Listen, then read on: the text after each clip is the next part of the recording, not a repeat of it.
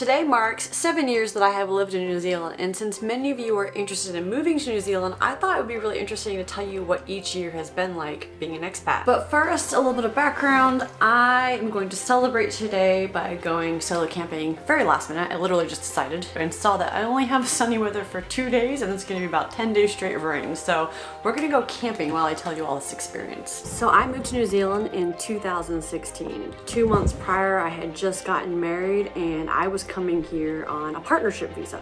My partner and I had met in Eastern Ukraine while serving in the US Peace Corps, and unfortunately I had picked up tuberculosis there. Now, just to clarify, it is a non-active tuberculosis that's been treated, but what happened is I had to get a bunch of x-rays and basically prove that I was not a risk to the New Zealand population and that I wasn't going to end up using a lot of the medical care here.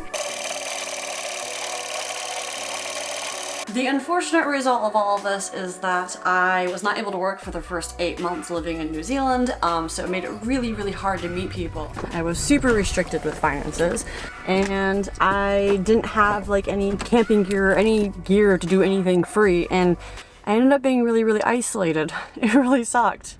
New Zealand is not a cheap place to live, and in terms of buying power, New Zealand is 64th in the world, meaning your money does not go very far.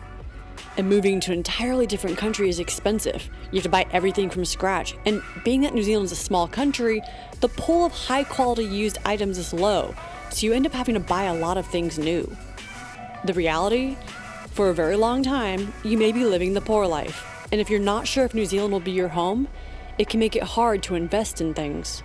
Well, the good news is there's a beautiful sun and beach behind me. The bad news is the road to the campsite is closed. The next campsite is like an hour or so away. So I think I'm gonna go for a walk because the sunshine's only here for so long, and I wanna make sure I take advantage of it. It's beautiful outside. If I'm completely honest, I remember feeling really isolated and lonely and questioning my choices that first year. I didn't know if New Zealand was going to be a place that would feel like home in the long run.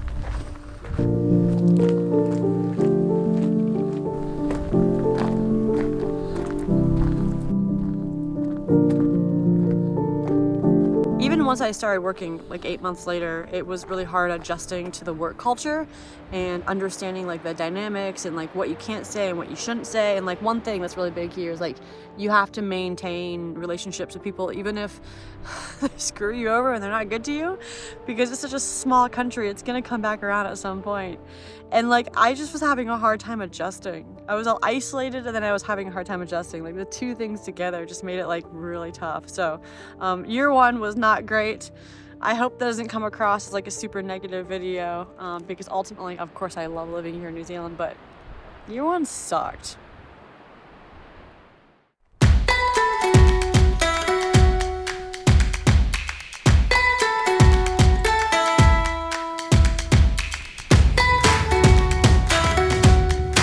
My second year in New Zealand was better. By this time, I had an income, my partner had an income, I was able to explore more and see more things and just like, you know, New Zealand's a beautiful place. There's so much to see, but if you can't see it, it really sucks. But this year I was able to see it. And I had tons of really awesome friends visit me. My cousin came to visit me. Honestly, I think that might have been one of the best years since I've, like, all of New Zealand. It was amazing.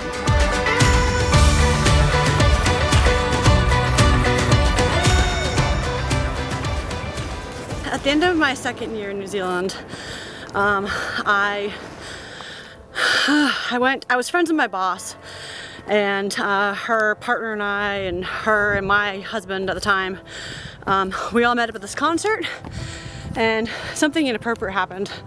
And when we got back to work, I brought the complaint to her and let her know what her partner had done, and it did not go over well, and it kind of ruined my job a little bit, which really sucked because I really liked working there. But the incident kind of, it stopped me from getting promotions, and like New Zealand, everybody knows each other.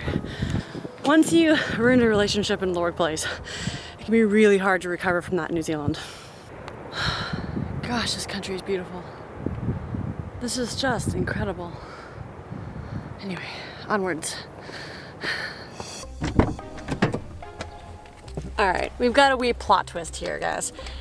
So I went to, 2 more campsites, and the roads to get there were closed. I don't have a hiking backpack to get out there. All my stuff is in my car, so I just decided that it was becoming way too much of an adventure in the wrong ways. And so I've decided to switch plans in the traditional adventure sense, and 3 of my patrons, Mike, Anna, and John, are having happy hour at Hobsonville Marina right now, and I love me a boat. So I've decided I'm gonna go and surprise them. They have no idea I'm coming. I'm not gonna lie though, I'm a little bit nervous. Feels, I don't know, feels like a vulnerable thing to do. Is that weird?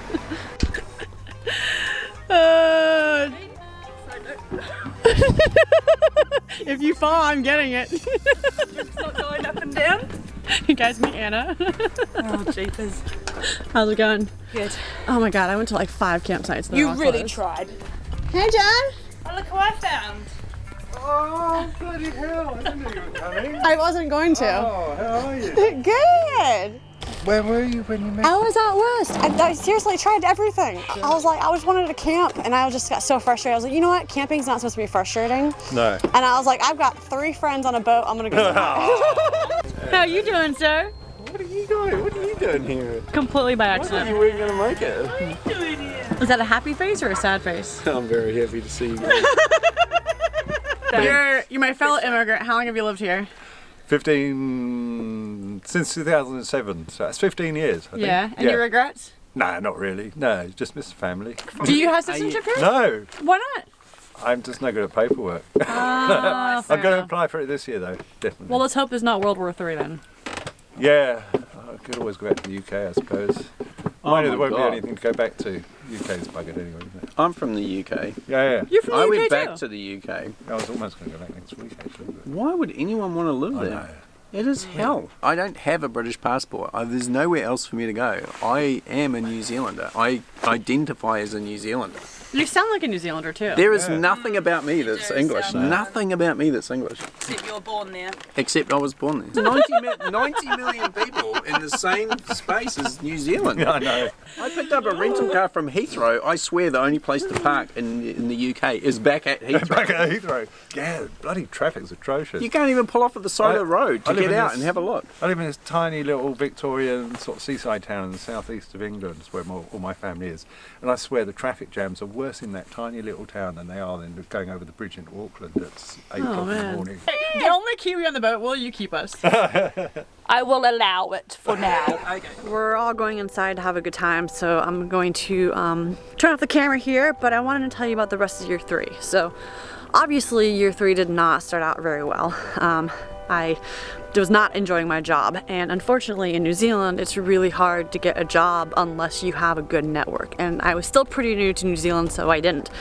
So I actually started this nonprofit organization, IDYP, International Development Young Professionals, so that I could connect with professionals in the sphere. And it helped me get this really freaking awesome job where I was flying to Kenya, flying to India, flying to Vietnam, growing avocados, learning all about the science of growing things. And well, basically year 3 ended really, really well. And year 4 I spent traveling around the world, and it was awesome. But alas, now it's time to hang out. Bye. As often happens, plans have changed again. Last night, hanging out with the guys, and of course, John offered me to go sailing with him today. And since I didn't go camping, I was like, ooh, sailing, I haven't gone sailing in a while. And I've been sailing now for what, 4 years? Love sailing. Cannot recommend it enough. I will do an episode about how to get on a boat if you move to New Zealand because it's so much fun.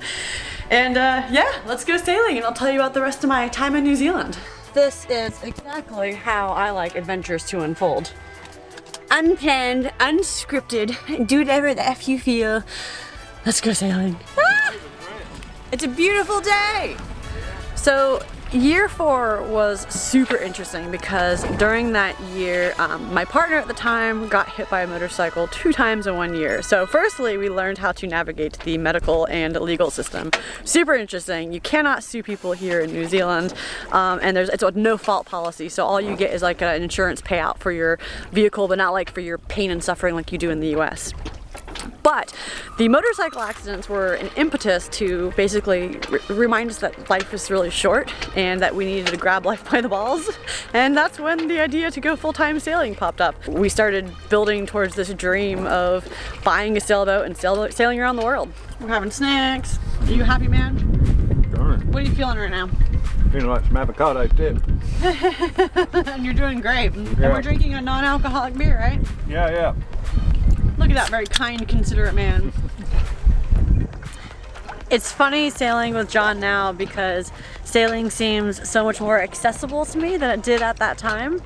I remember just feeling like it was like this completely new reality that how do people access this, but honestly it's really easy to get on a sailboat in New Zealand. And I learned that very fast. I started jumping on sailboats all over, reaching out and crew finder websites and Facebook pages and Instagram, all sorts of weird things, and just started getting on boats all the time. So the 5th year was spent just sailing on random people's boats, going to boat shows, learning about boats, and just kind of like building up to this dream. And if you're coming to New Zealand, like there's NZ Sailing, that's a group on Facebook. Just go on there and say they're interested in sailing. Oh, I almost fell off. I get on a boat and I just instantly relax. John, you're the same way, right? Yes. You get on a boat and you instantly relax. It does seem to melt away the stresses of the day though, doesn't it? Oh, it does. You're forced to slow down. It's the same with surfing or paddleboarding or whatever. You're in your environment. You've got to be a part of it, and not a part of it. Otherwise, it doesn't work, does it? Yeah. Sadly, we're homeward bound, but I feel refreshed. And you do too, right? Yeah, God, Feel refreshed? it's great. Absolutely, just what I needed. Good way to waste a few hours.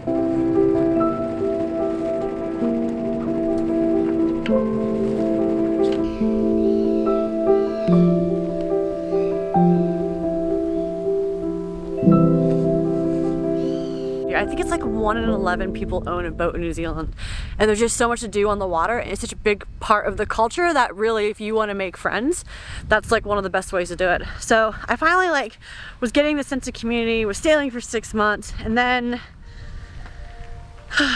well, sad things happened. I ended up being a caregiver in a pretty serious medical situation. I don't want to talk about on this channel too much. It was a big part of my last channel and it was really sad and depressing. This is when I started to really feel at home in New Zealand, which is interesting considering how sad the moment was. Going through the medical system in New Zealand, you don't have to pay any bills, you don't have to mess with insurance, and then my friends were all there for me, and it was just so much easier than anything I've ever experienced in the US. I've been in the hospital in the US and it was just so easy that I was like, oh my god, this place is my home. And I had friends and they were amazing. I was like, oh my god, I love my friends. And I was like, I want to stay here forever. I love New Zealand so much. It was absolutely a turning point in my life in New Zealand. All right, homeward bound. I did want to give a wee alcohol update because this is a pretty big thing that's happening for me. So I don't know how many videos you guys have been watching, but I quit alcohol for the month of August, and today is September 1st. And I unfortunately did not get any donations for my fundraiser. I was raising money for cancer research and I was super sad. So on the last day of fundraisers, I offered to my Instagram and Facebook audience that I would extend my dry time by 1 week for every $20 that was donated. And I got a ton of money. It was awesome. I haven't done the full count, but I think I have at least minimum 2 more months that I'm gonna be dry. So all of September and all of October, which will be interesting because this will be my first birthday that I have not drank alcohol in at least 20 years. I love you guys. You guys are awesome. I'm home, and I am just reminded how important it is in New Zealand to take advantage of the good weather when it's here. 2022 was super interesting. It's obviously my 6th year living in New Zealand, and it was also the year that I was recovering from the previous year. And it started off as really freaking awesome because I was doing all sorts of trips around New Zealand and traveling and exploring, and it was just fun, to be honest. But at the same time, I also realized that I was in an unhealthy relationship and that I was a toxic partner in that relationship, and that there were some really big things that I needed to emotionally face. It also was the year where I really started to realize I wanted to live in Auckland because I realized I had some really core good friends who showed up for me in ways that were completely unexpected. I realized that it would be really hard to make that community again. I have community here in New Zealand, and it took me a good 5 years to get here. 2023, or I guess my 7th year in New Zealand. This year has been really weird. So at the end of last year, which is the beginning of my 7th year, I moved out for the first time and got a roommate for the first time in over a decade. By the way, if you're looking for a roommate, trademe.co.nz is where you get it in New Zealand. But yeah, I basically had to learn to live alone again, and take care of my own needs for the first time in a very long time. And 2023 in New Zealand, I'm so glad I did it here. When I went back to the US this last time, I was visiting family, and my granddad was getting like these spam calls like every hour, and my sister was getting like junk mail, and there was bills to pay, and waiting in customer service lines and having to go to the DMV, and everything was just like a little bit harder. And just realizing that I have the emotional space here in New Zealand to like process everything and then get to a place where I'm thriving, I think that's what I am most grateful for in New Zealand.